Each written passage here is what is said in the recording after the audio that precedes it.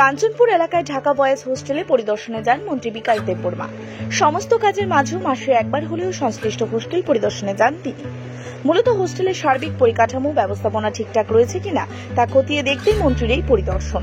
মন্ত্রীর এই ধারাবাহিক পরিদর্শনের ফলে হোস্টেলের ছাত্রদের পাশাপাশি অভিভাবকদের মধ্যেও সন্তোষের ছাপ পরিলক্ষিত হয়।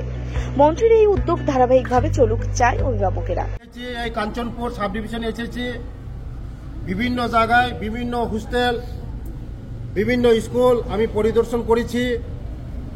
গত 1 মাস আগে আমি এসেছিলাম, আমি বলেছিলাম যে 1 মাস পরে আসবো। লাইট, ফ্যান সব আপ টু ডেট আছে কিনা, করা হচ্ছে কিনা। আমার এই হোস্টেলে, গার্লস হোস্টেলে সব আপ টু ডেট হয়েছে। আরও কিছু লাগবে, জলের প্রবলেম আছে, এই জলের প্রবলেমও সলভ করা হবে।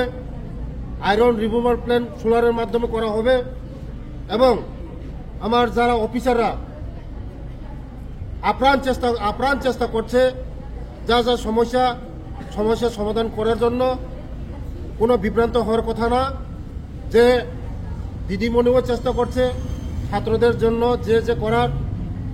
আমি দেখব জলের সমস্যা আছে, জলের সমস্যাটা তাড়াতাড়ি সমাধান করে দেব এবং সব স্টুডেন্ট অর্গানাইজেশনকে আমি অনুরোধ করছি যে স্কলারশিপ নিয়ে বিভ্রান্ত হচ্ছে, স্কলারশিপ নিয়ে কোনো বিভ্রান্ত হওয়ার কোনো দরকার নেই। স্কলারশিপ অলরেডি আমি সাইন করে দিয়েছি, ডাইরেক্টর অফিসে, সেক্রেটারি অফিস থেকে অলরেডি ট্রেজারির মধ্যে চলে গেছে। কিছুদিনের মধ্যে স্কলারশিপ যার যার অ্যাকাউন্টে চলে যাবে এবং বিভিন্ন কলেজে চলে যাবে, বিভিন্ন ইউনিভার্সিটি চলে যাবে।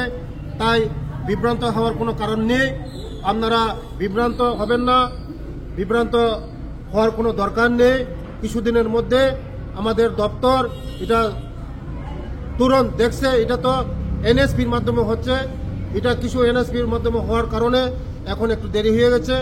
আগামী বছর থেকে ওয়ান টাইম অনলাইন পোর্টাল খোলা হবে, বারবার পোর্টাল খোলা হবে না।